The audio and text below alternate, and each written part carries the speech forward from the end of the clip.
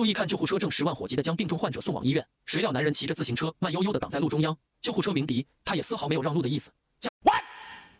我长这么大没见过这么嚣张的人。哎，今天你就见到了。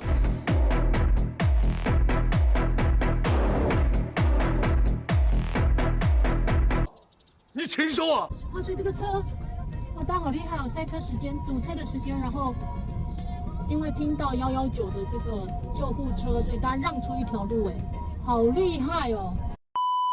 朋友们，今天我们聊聊生死时速，聊聊救护车在不同地方的待遇。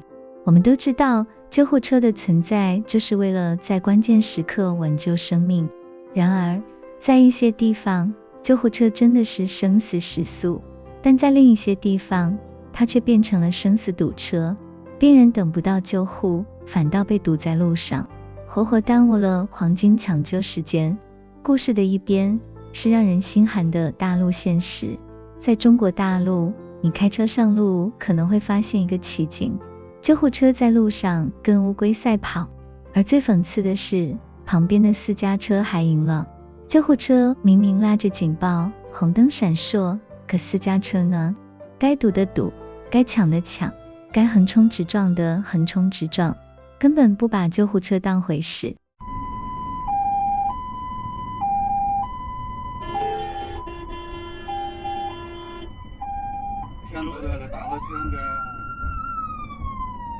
这个车有病啊！这样都不让，救护车都不让，救命啊！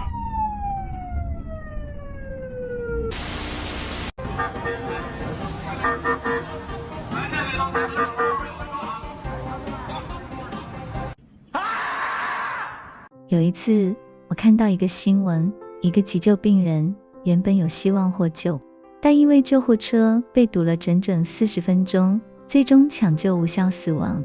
这40分钟生生把一个本可以活下去的人拖进了鬼门关。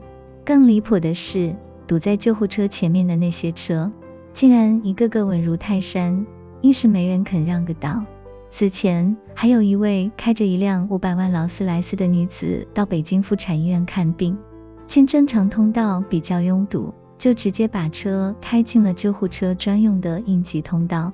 被保安拦截后，该女子对保安破口大骂，保安无奈报警。没想到该女子面对警察依然态度嚣张。女子说，我告诉你，现在我就不挪车了，该罚款罚款，该报警报警，我有的是钱，你们能把我怎么样？最终劳斯莱斯被警察强行拖走，应急通道被堵1个多小时。女子还大喊，要是把我车蹭坏了，让你们赔得倾家荡产。我们就来看一下相关报道。无条件配合警察。我全力配合你，我没有权利动，你动我怎么了？你动我，告诉你，现在我就不挪车了，你也没有权叫我挪车，我现在挪车我不能。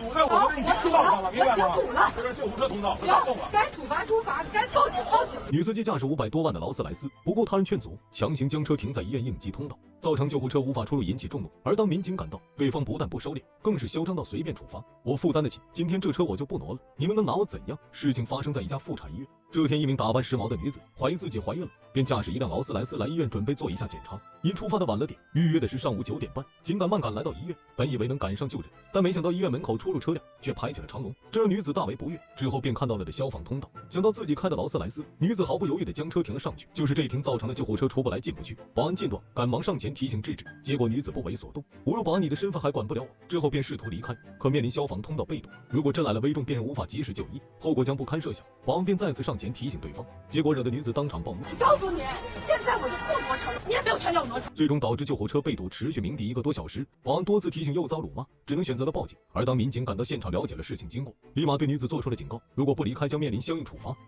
该处罚处罚，该报警报警。听到处罚，女子更是不屑一顾，大声叫嚣，车子就停着，我看你们谁敢动。至于罚款想怎么罚怎么罚，前我有的是不在乎。从女子堵住应急通道到现在已经过去了近2个小时，造成通道直接瘫痪，本身就拥堵的医院更加水泄不通。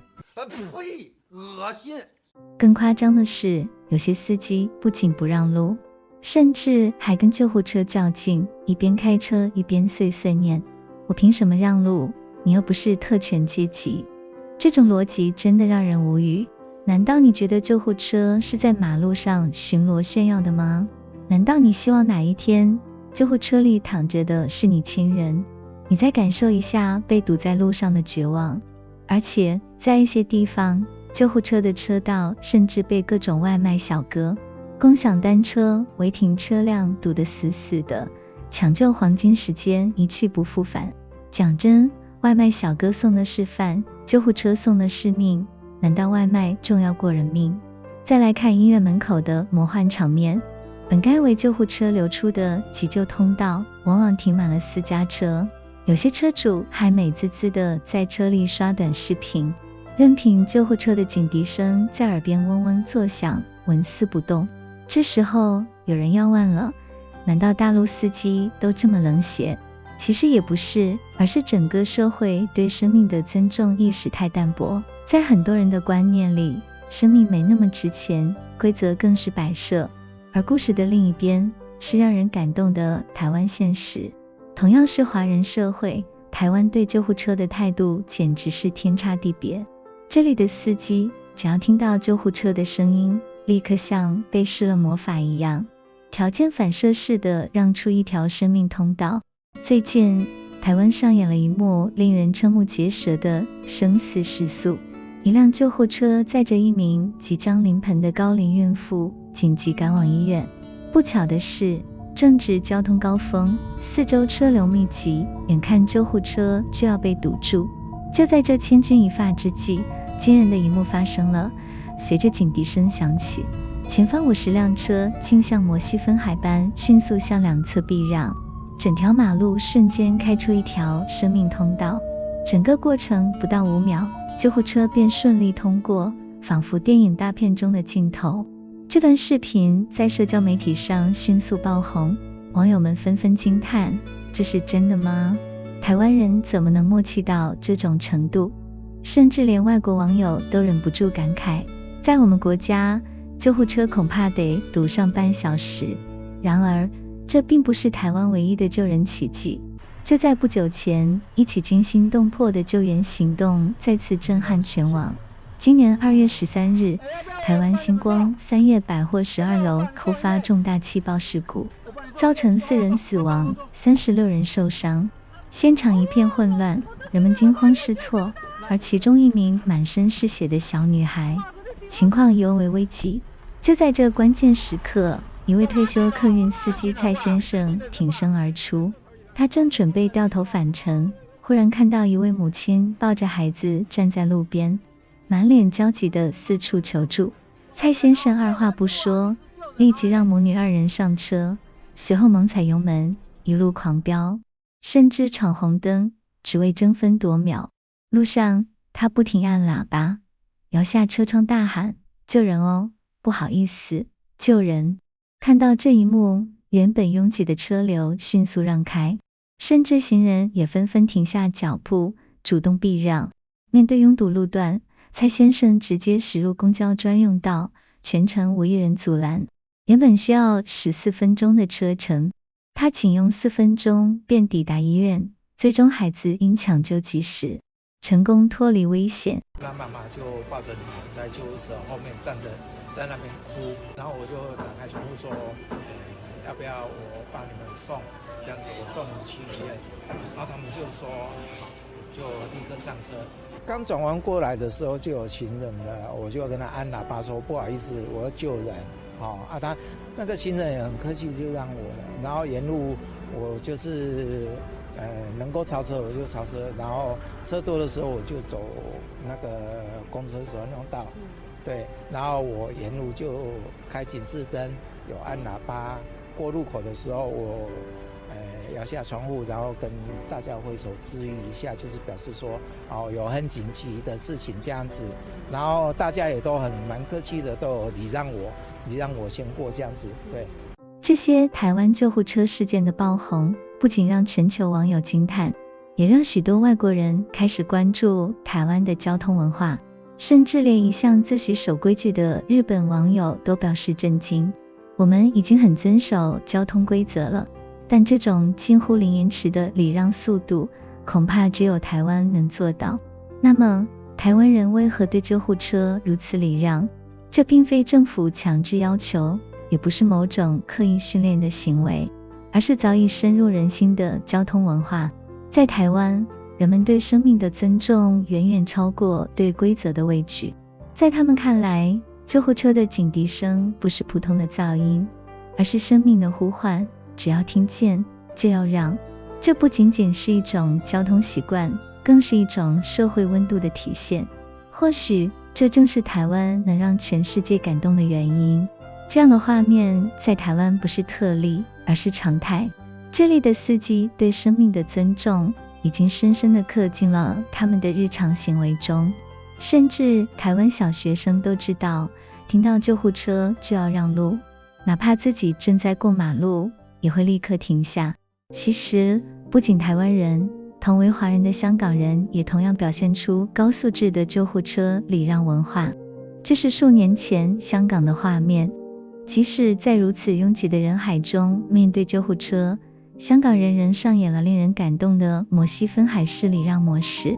而在湖北宜昌，一辆救护车被一大群人流堵在车上，根本动弹不得。看到这些，许多大陆网友也在反思，同为华人，为什么台湾人、香港人对生命如此珍视，而大陆却时常出现对生命冷漠的现象？是什么让大陆人失去了那份最基本的同情心和责任感？为什么差距这么大呢？说到底，这种差距的根源不仅仅是交通规则的不同，而是整个社会的价值观差异。首先是台湾人的规则意识，而大陆普遍存在的侥幸心理。在台湾，大家普遍认为规则是用来遵守的，救护车的优先权是天经地义的。而在大陆，很多人觉得规则是用来钻空子的，抱着别人都不守，我凭啥守的心理，最终导致社会整体素质下降。然后就是台湾人对生命的尊重，而在大陆则是事不关己，高高挂起。台湾社会普遍认为生命是最重要的东西，不管你是谁，遇到紧急情况，大家都会出手相助。而在大陆，很多人冷漠惯了，总觉得这事跟我没关系，甚至有人还会觉得救护车的呼啸是个扰民噪音，缺乏基本的同理心。再就是台湾的孩子从小就被教育，礼让救护车是社会责任的一部分，而大陆的教育更多是应试导向，对公共道德的培养几乎是空白。还有就是执法的力度问题，在台湾，不礼让救护车会被严厉处罚，甚至会被媒体曝光，让你社死一回。而在大陆，就算有人拍下不让行的证据，交警也未必会去处理，导致大家都变得麻木不仁。这不仅仅是交通问题，而是文明的缩影。说到底，救护车的问题只是冰山一角，它反映的是整个社会对生命的态度。大陆的不礼让现象，本质上是一种漠视生命的集体无意识，它不仅体现在交通上，也体现在很多其他方面，比如医院里那些见死不救的冷漠医生，比如地铁站里那些对倒地老人视而不见的路人。而台湾的救护车文化恰恰展现了一个文明社会应有的样子，规则清晰，生命至上，人性温暖。这种文化不仅让人感动，更值得我们深思和学习。有些人可能会说，大陆人多，情况复杂，不能这么比。但问题是，人口多，难道就不能守规则了？社会复杂，难道就可以视生命如草芥了？世界上没有天生文明的国家，只有努力追求文明的社会。台湾能够做到的，大陆为什么不能？真正的进步不是靠 GDP 数字，而是靠社会对生命的尊重。所以，亲爱的朋友们，下次你在路上遇到救护车，别再假装没听见，也别再觉得我一个人让不让都无所谓。你的一点点让步，可能就是别人的一线生机。让路不仅仅是让给救护车，更是让给我们社会的希望。好了，今天的分享就到这里，欢迎给我留言，一起分享给热爱台湾的观众。最后，别忘了订阅和点赞哦。感谢你的观看，我们下次见吧。